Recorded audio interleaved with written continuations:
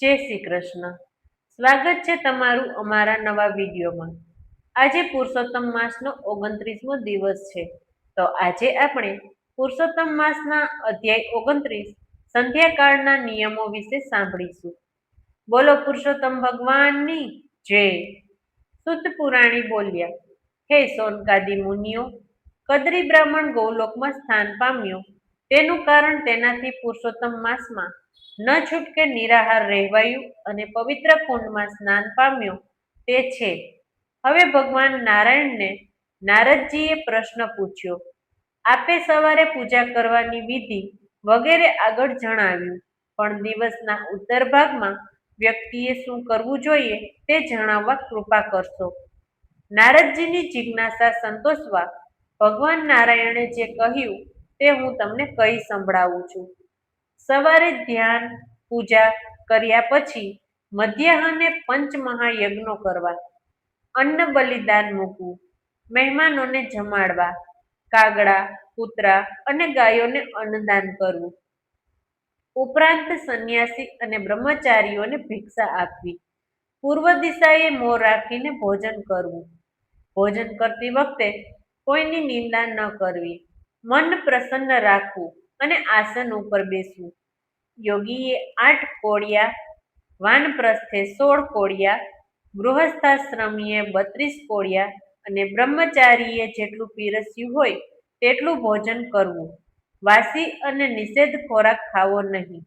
જમ્યા પછી કોગળા અગત્ય મુનિને કરવા. જમ્યા પછી પાણી લઈને મંત્ર ભણી અંજલિ મૂકવી. શ્રી કૃષ્ણનું ધ્યાન ધરવું. સૂર્ય અસ્ત થવાની તૈયારીમાં થાય ત્યારે નદીએ જઈને સ્નાન કરવું. ઘેર આવી ફરી હાથ પગ ધોઈ સાયં સંધ્યા કરવી. જે સંધ્યા નથી કરતો તે ગૌવધનું પાપ વહોરે છે અને નરકમાં પડે છે. સંધ્યા કરતી વખતે ગાયત્રી મંત્ર ભણવો. દિશાઓના દેવતાઓને નમસ્કાર કરવા. સંધ્યા કાર્ય પછી થોડું જમવું અને પછી સૂઈ જવું. પોતાને ત્યાં પૂર્વ મોં રાખવું, સસરાને ત્યાં દક્ષિણ તરફ મોં રાખવું અને પ્રવાસમાં પશ્ચિમ તરફ મોં રાખીને સૂઈ જવું. ઉત્તર દિશાએ મોં રાખીને કે ગાડલા ઓશિકા વિના કદી પણ સૂઈ જવું નહીં. સૂતી વેળા વિષ્ણુ ભગવાન અને પંચ ઋષિઓનું ધ્યાન ધરવું. પહેલો અને છેલ્લો પ્રહર વેદાભ્યાસમાં, બાકીના 2 પ્રહર જ સૂવું. માંસ અને દારૂનો ત્યાગ કરવો. બીજા ધર્મની નિંદા ન કરવી. આ બધા નિયમોનું પાલન કરનાર વ્યક્તિ સંસારમાં સુખ ભોગવી વૈકુંઠ લોકને પામે છે. શ્રી બૃહનારદીય પુરાણના પુરુષોત્તમ મહાત્મ્યનો સંધ્યાકાળના નિયમો નામનો 29મો અધ્યાય સંપૂર્ણ થાય છે. બોલો પુરુષોત્તમ ભગવાનની જય. હવે આપણે પુરુષોત્તમ માસની પાવન કથા નિર્મળ નણંદ અને અભિમાની ભાભીની કથા વિશે સાંભળીશું. એક ગામમાં બ્રાહ્મણ અને બ્રાહ્મણી રહે. તેમને સંતાનમાં 7 દીકરા હતા. હજી દીકરાઓ નાના હતા અને ભણતા હતા. બ્રાહ્મણ ગામમાં ભિક્ષાવૃત્તિ તથા કથા વાર્તા કરી આખા કુટુંબનું માંડ માંડ પૂરું કરતો હતો. કેટલીક વાર બ્રાહ્મણ અને બ્રાહ્મણીને ભૂખ્યા પેટે સૂઈ રહેવું પડતું. આવી ગરીબ હાલત છતાં બ્રાહ્મણ અને બ્રાહ્મણી ખાનદાની અને ધાર્મિક ભાવના પૂર્ણપણે ભરેલા હતા. બ્રાહ્મણીનો ભાઈ તે જ ગામમાં રહેતો હતો. તે પૈસે ટકે સુખી હતો, ખાનદાની હતો, પણ તેની પત્ની ઈર્ષાળુ અને અભિમાની હતી. ભાઈના ઘરમાં ભાભીનું ચલણ હતું. ભાભી કરે તે થાય. ભાઈ પણ ભાભી કહે તેમ વર્તે. ભાભી ભાઈને કહે, તમ તમારે વેપાર કરે રાખો, ઘરમાં અને વ્યવહારમાં તમારે માથું મારવું નહીં, હું બધું સંભાળી લઈશ. આ ભાઈ ભાભીને સંપત્તિ ગણી પણ સંતાન એકેય નહીં. કુદરતનો નિયમ પણ કંઈક અજબ જ છે. જ્યાં ખાવા ના હોય ત્યાં ઢગલાબંધ બાળકો હોય અને જ્યાં ખાવા હોય ત્યાં ખાનાર ન હોય. એવામાં પુરુષોત્તમ માસ આવ્યો. બ્રાહ્મણ અને બ્રાહ્મણીએ પુરુષોત્તમ માસનું વ્રત કરવાનું નક્કી કર્યું. બીજી બાજુ બ્રાહ્મણીની ભાભીએ પણ આ વ્રત કરવાનું રાખ્યું. બ્રાહ્મણ અને બ્રાહ્મણી સવારે વહેલા ઉઠી નદીએ સ્નાન કરવા જાય, કાંઠા ગોરમાનું પૂજન કરે, કથા વાર્તા સાંભળે અને શક્તિ મુજબ દાન દે અને પછી ઘેર આવે. પુરુષોત્તમ ભગવાનનું નામ સ્મરણ કરી ભક્તિ કરે. ભાભી સવારે મોડી ઉઠે, નાહવા માટે નદીએ જાય, ખોડિયું માંડ માંડ પલાળે અને ભાગમભાગ કરતી ઘેર દોડી આવે. તે તો સંતાન પ્રાપ્તિના અર્થે જ પરાણે પુરુષોત્તમ માસ કરતી હતી. તેને તેમાં બહુ રસ નહોતો. પુરુષોત્તમ માસ પૂરો થતા ભાભીએ તેનું ઉજવણું કરવા વિચાર્યું. પતિ પાસે સંમતિ લઈ તેને દોમ દમાન સાથે ઉજવણીની તૈયારીઓ કરવા માંડી. તેણે ઘણા સગા વહાલાને જમવા માટે આમંત્રણ આપ્યું. લોકલાજને કારણે તેણે નણંદને ઘેર જઈ કહ્યું, હું પુરુષોત્તમ માસનું ઉજવણું કરું છું, એટલે તમે સાગમટે જમવા આવજો. બધા છોકરા અને પતિ સાથે હું બોલાવું ત્યારે જ આવજો. ખાવ ખાવ કરતા દોડ્યા ન આવતા. સૌ જમી રહ્યા પછી હું બોલાવા આવીશ. આટલું કહી ભાભી ચાલી ગઈ. બ્રાહ્મણીને તેની ભાભીના વેણ સાંભળી ઓછું આવી ગયું. તેની આંખમાં જળજળિયા આવી ગયા. તેણે ધીમે રહી આંખ લૂછી નાખી, કેમ કે છોકરાઓ પાસે ઊભા હતા. હરખઘેલા થઈ છોકરાઓ નાચવા લાગ્યા. મામાના ઘેર સાંજે જાત જાતનું જમવાનું મળશે, તે આશાએ છોકરાઓએ સવારે ખાધું પણ નહીં. બ્રાહ્મણી વિચારવા લાગી, ભાઈ પૈસે ટકે સુખી છે, તેને મદદ કરી શકે તેમ છે, પણ ઈર્ષાળુ ભાભીના હાથમાં ઘરનો કારોબાર હોવાથી આજ દિન સુધી ભાઈ ભાભી તેને જરા પણ મદદ કરી નથી. ભાભીના મેણાટોણા સાંભળવા મળશે તે બીકે તે ભાગ્યે જ પિયર જતી. ઘણા વર્ષો થયા છતાં ભાઈ ભાભીએ તેને વાર તહેવારે એક કાપડું પણ આપ્યું નથી. પછી ભાણેજડાને તે શું આપે? આવી ભાભી લોકલાજે આમંત્રણ તો આપતી ગઈ છે, પણ આશા નથી કે તે મને બોલાવવા આવે. સાંજ પડી. સગાવાલાઓ બધા બની ઠનીને તૈયાર થઈને જમવા જવા લાગ્યા. બ્રાહ્મણીના બાળકો પણ માને કહે, માં, અમને બધાને તૈયાર કર અને તું અને મારા પિતા પણ તૈયાર થઈ જાઓ. આપણે બધાએ આજે મામાને ત્યાં જમવાનું છે, તેથી મોડું ના કરશો. સવારના ભૂખ્યા છોકરાઓ બ્રાહ્મણી માંડ માંડ સમજાવીને શાંત રાખતી. આપણે તો ઘરના માણસ, સૌ જમી લે પછી જઈએ તો જ શોભે. હમણાં તમારી મામી તમને બોલાવવા આવશે, પછી આપણે જઈશું. આમ કરતા દિવસ આથમી ગયો. બધા જમી જમીને પાછા ફરવા લાગ્યા, પણ મામાના ઘરેથી કોઈ તેડવા ન આવ્યું. છોકરાઓ ધમપછાડા કરતા સૂઈ ગયા. ત્યારે બ્રાહ્મણીનો જીવ કકડવા લાગ્યો. હું કેવી અભાગણી કે મારા ભાઈને ત્યાં આખું ગામ જમ્યું, જ્યારે મારા છોકરાઓ ભૂખ્યા રહ્યા. છોકરાઓ સવારે પૂછશે તો હું તેમને શું જવાબ આપીશ? ભૂખ્યા પેટે સૂઈ ગયેલા છોકરાઓને સવારે કંઈક ખાવા આપવું પડશે. માટે લાવ, ભાઈના ઘેર જાઓ અને ઘરની બહાર પતરાડા પડ્યા હશે, તેમાંથી કંઈક લેતી આવું. આમ વિચારી તે ભાઈના ઘર તરફ જવા લાગી. ભાઈના ઘેર જઈને જોયું તો ઘરમાં મંગળ ગીતો ગવાય છે, આનંદ મસ્તી થાય છે, વાતોના તડાકા ચાલે છે. બ્રાહ્મણી ધીમા પગલે પતરાડાના ઢગલા પાસે ગઈ. આત્મા કકડે છે, પતરાડા લેવાનું દિલ થતું નથી, પણ ભૂખ્યા સૂતેલ છોકરાઓને પટાવવા આ બધું તેને કરવું પડે તેમ છે. તેણે સાડલાના છેડે થોડાક પતરાડા બાંધી લીધા અને ગુપચુપ ત્યાંથી પાછી ફરી. બ્રાહ્મણીએ ઘેર આવી પતરાડામાંથી વધ્યું ઘટ્યું લઈ લાડવા વાળ્યા. પછી બધા પતરાડાને વાળી ઘરની પાછળના ભાગમાં ફેંકી દીધા. તે રડતી કકડતી ભગવાનનું નામ લેતા સૂઈ ગઈ.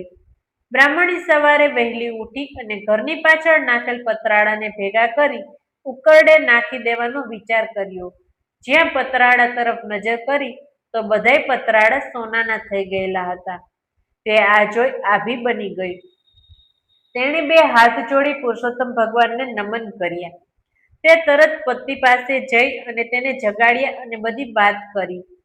બ્રાહ્મણી પુરુષોત્તમ ભગવાનની કૃપા માની આનંદિત થયા. બ્રાહ્મણ બોલ્યો, ભગવાન પુરુષોત્તમનું વ્રત આપણને ફળ્યું છે. તેમણે આપણી ગરીબી જોઈ આપણો ઉદ્ધાર કર્યો છે. ત્યારે બ્રાહ્મણી બોલી, તમે આમ લાલચમાં ન પડો. આ પતરાડા આપણા નથી, મારા ભાઈના છે. જે વસ્તુ જેની હોય તેને પાછી સોંપી દેવી જોઈએ, તેમાં જ પ્રભુ રાજી રહે છે. બ્રાહ્મણ ગરીબ હતો, પણ ધર્મના માર્ગે ચાલનારો હતો. તેને પત્નીની વાત સાચી લાગી. તેણે પત્નીને કહ્યું, તું કહે તે બરાબર છે. આપણે લાલચમાં આવી આ પતરાળા આપણે ત્યાં રાખવા ન જોઈએ.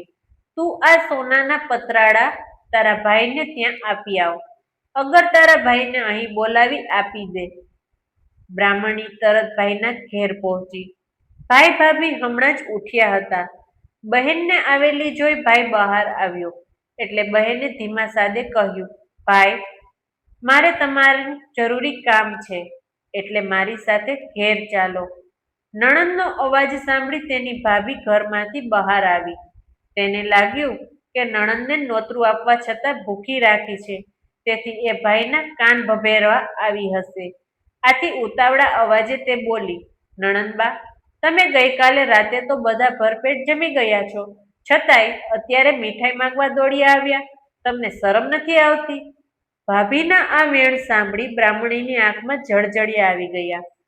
દીધા નોતરે ભાણેજડા ભૂખ્યા રહ્યા એ વાતનું દુઃખ તો હતું જ, તેમાં ઉપરથી આવું બોલીને ભાભી ડામ દઈ રહી હતી. કહેવા માટે જીભ તો સળવળી, પણ વાત સાંભળી ભાઈનું દિલ દુભાશે તેવા વિચારથી તે મૌન રહી. ભાઈ બોલ્યો, કાલે તમે જમવા આવ્યા હતા, છતાં મને મળ્યા પણ નહીં. મારે તને કાપડું આપવાનું હતું. આમ છતાં બ્રાહ્મણી કંઈ બોલી નહીં અને ભાઈને લઈને પોતાને ઘેર આવી અને સોનાના પતરાળા તેની સન્મુખ મૂકી બોલી, ભાઈ, આ સોનાના પતરાળા તમારા છે, તમે લઈ જાઓ. આ પતરાળા ઉપર અમારો અધિકાર નથી. ભાઈ આ સોનાના પતરાળા અને બહેનની વાત સાંભળી નવાઈ પામ્યો. તે બહેન સામું જોઈ રહ્યો અને બોલ્યો, આ બધું શું છે તે મને સમજ પડતી નથી. તું મને વિગતથી સમજાવ એટલે કંઈક સમજ પડે.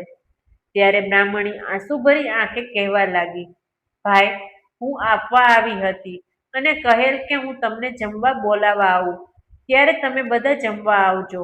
રાત પડવા છતાં અમને કોઈ બોલાવા આવ્યું નહીં, એટલે તારા ભાણેજડાઓ ભૂખે પેટે સુવડાવી દીધા. પછી મને વિચાર આવ્યો કે સવારે છોકરાઓ મામાના ઘરનું મિષ્ટાન ખાવા માંગશે તો હું શું જવાબ દઈશ. આથી કરીને હું તારે ત્યાં મોડી રાતે આવી ત્યારે તમે બધા ધમાલમાં હતા, તેથી મારા ઉપર નજર ન પડી. બહાર પતરાળાનો ઢગલો પડ્યો હતો, એમાંથી થોડાક પતરાળા હું ઘેર લઈ આવી. વધ્યા ઘટ્યાના લાડવા વાળ્યા અને તે પતરાળા ઘરની પાછળના ભાગે નાખી દીધા. સવારે વહેલી ઉઠી તે પતરાળા ઉકરડે નાખવા લઈ જવા હું ઘરની પાછળ ગઈ અને તે ઉપાડવા જાઉં છું તો તે બધા સોનાના પતરાળા દેખાયા. મેં તારા બનેવીને આ વાત કરી અને અમે બંનેએ નક્કી કર્યું કે આ પતરાળા તારા હોવાથી આ ઉપર તારો અધિકાર છે, જેથી હું આ બધા પતરાળા તને આપવા માટે અહીં તેડી લાવી છું. બહેનની વાત સાંભળી ભાઈની આંખોમાં આંસુની ધારા વહેવા લાગી. એ હતા દુઃખના આંસુ. ગામ તેને ત્યાં જમી ગયું અને વાહ વાહ બોલાવી ગયું, જ્યારે તેની બહેન, બનેવી અને ભાણેજડા ભૂખ્યા પેટે સૂઈ રહ્યા. તેને પોતાની પત્ની ઉપર ઘણો તિરસ્કાર છૂટ્યો. બીજા હતા હર્ષના આંસુ. આટલું બધું વીતવા છતાં બહેન ભાઈને જણાવતી નથી અને સોનાના પતરાળા તેને આપવા તૈયાર થઈ છે. આ હતી ગરીબ બહેનની દિલાવરી અને ખાનદાની. ભાઈને રડતો જોઈ બહેને તેને આશ્વાસન આપી શાંત પાડ્યો. ભાઈ તરત સમજી ગયો કે આ ગરીબ બહેનના વ્રતનો પ્રભાવ છે. પુરુષોત્તમ ભગવાને તેના ઉપર કૃપા કરી છે. જ્યારે ભગવાને તેને આપ્યું છે એના ઉપર મારો હક ન ગણાય. જો હું આ લઉં તો પાપમાં પડું. છેવટે બહેનને ઉદ્દેશીને ભાઈએ કહ્યું, બહેન, આ પતરાળા ઉપર મારો અધિકાર નથી. આ તો તને પુરુષોત્તમ ભગવાને વ્રતના ફળ રૂપે આપ્યા છે. આ ધનમાંથી તું પુણ્ય દાન કર. આ તારું છે અને તું ભોગવ. આમ કહી ભાઈ પોતાના ઘેર ચાલ્યો ગયો. બ્રાહ્મણીએ આમાંનું થોડું સોનું વેચી રોકડ નાણું એકઠું કર્યું, ઘરને ઠીકઠાક કર્યું. બ્રાહ્મણી અને બાળકોના નવા કપડાં તૈયાર કર્યા. પછી જમણવાર ગોઠવ્યો. બ્રાહ્મણ અને બ્રાહ્મણીને જાતે જઈને ઘેર ઘેર નોતરા દઈ આવ્યા. આ વાત ઉડતી ઉડતી ભાભીના કાને આવી. તેનું મન નારાજ થયું. તેણે તેના પતિને પૂછ્યું, મેં સાંભળ્યું છે કે તમારી બહેન જમણવાર કરે છે, તેને આખા ગામને નોતરા આપ્યા છે, તે વાત સાચી છે? હા, એ વાત સાચી છે. પુરુષોત્તમ ભગવાને તેના ઉપર કૃપા કરી છે.